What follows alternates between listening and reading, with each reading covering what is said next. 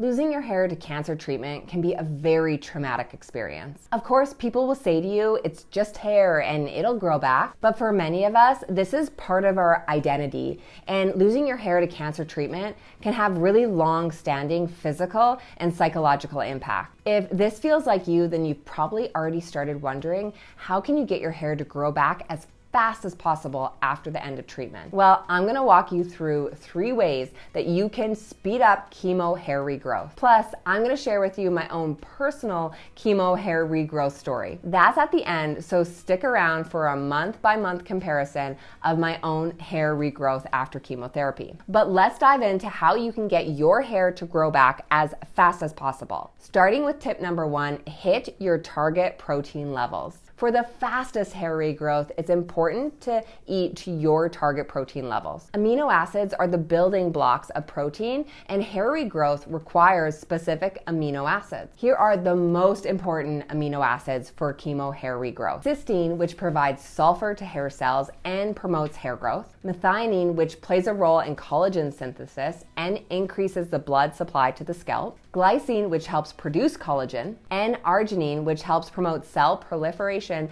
and increases the number of hair follicles. But here's where protein comes into play. If you're eating to target protein levels, then inevitably you're getting all of the amino acids you need for hair regrowth. That's why it is so critical to be sure to eat to target protein levels specific to you. Most of the clients that I work with are just simply not getting enough protein in their diet.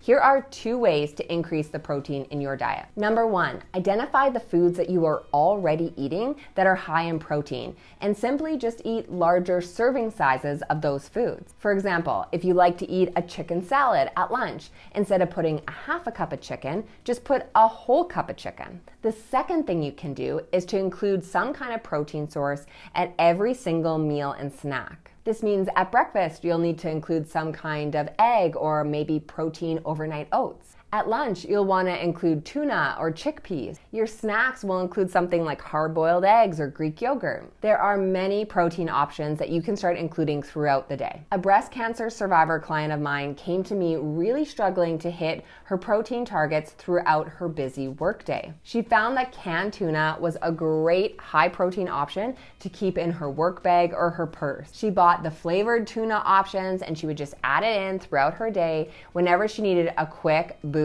of protein. Of course, supper needs to include some kind of protein too, but most women don't struggle with hitting protein at supper. This is the largest meal of the day, meaning that you're probably going to have some kind of protein source included. Something like fish or pork or tofu or a different kind of plant-based protein. You'll want to be sure you're balancing animal-based protein with plant-based protein. It's especially important for cancer survivors to eat a plant-forward diet. It gives you the necessary antioxidants and fiber that will help keep you in cancer remission. That's why including plant-based protein sources like tempeh or hemp seeds or chickpeas or lentils can actually increase your amount of protein while also giving you plant-forward food, accomplishing 2 things you need in just 1 food. So after including higher amounts of protein in your daily nutrition, let's move on to tip number 2, daily scalp massage. Massaging your scalp on a daily basis helps stimulate blood flow to the area and promotes hair regrowth. Take 5 minutes twice a day to gently massage the scalp of your head with your fingertips. You can use an oil if you like, or just simply use your bare hands. Gentle stimulation of your scalp will help support new hair regrowth. When I was growing my hair out after chemo, I was very dedicated to finding a science-backed way to grow my hair out faster. I deeply missed my long red hair and wanted to make sure I was doing everything I could to get back to that state. I started researching to see if there was a supplement that would help your hair grow back faster after chemotherapy. But I discovered there's actually a lot more than just supplements. Following my doctorate training, I had advanced to being a principal investigator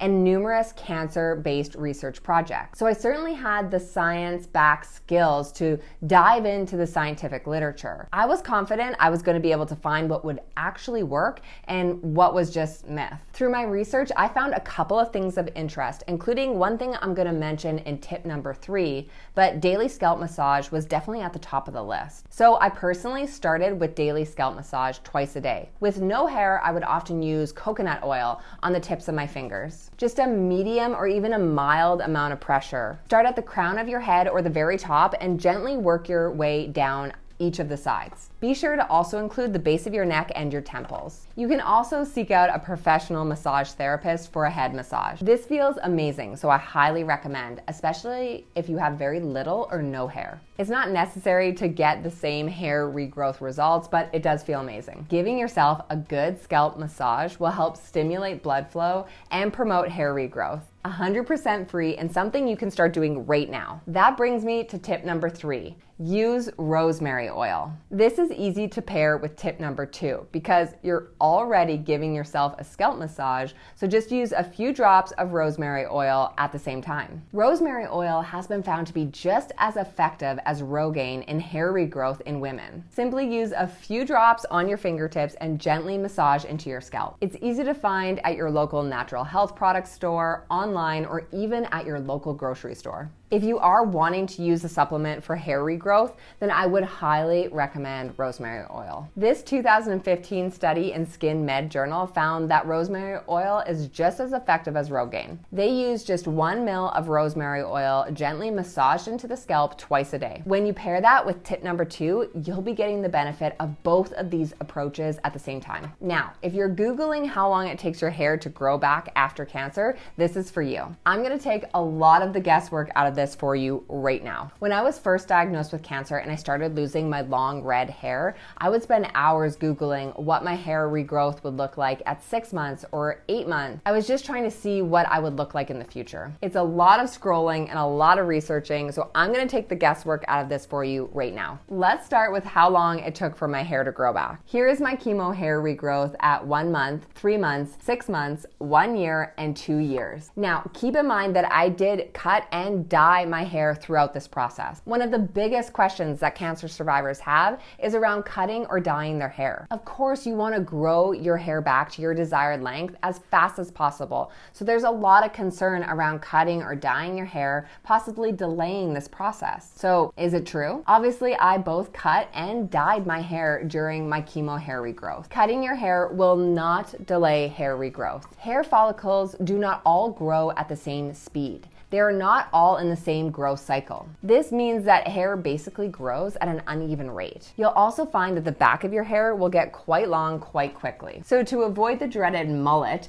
you'll need to get hair trims to avoid that shape. Cutting your hair into different styles as you grow it out can certainly ease this long and painful process. Now, what about dyeing your hair? There are a lot of arbitrary rules set out about dyeing your hair after cancer, but there is no hard and fast rule to this. You do not have to wait a certain amount of time to dye your hair after chemo. When my hair was first growing back and it started coming back in, it came back as an ashy kind of color. I was only 30 years old at the time of my diagnosis and obviously was not expecting to look like I had gray hair. This is when I decided to dye my hair blonde. I have been a redhead my entire life, and this is where I made the drastic decision to become a blonde to sidestep this whole gray phase during my chemo hair regrowth. Eventually, when my hair grew longer, it did shift back to my natural red color, exactly the same as before cancer. Which leads me to my next point. What about chemo curls? Many women do express that their hair becomes quite curly after chemo. I personally did not find this happen to me after my chemotherapy. My hair grew back the exact same way prior to cancer. With that said, this is a reality for many cancer thrivers. The best advice for growing your hair out after chemo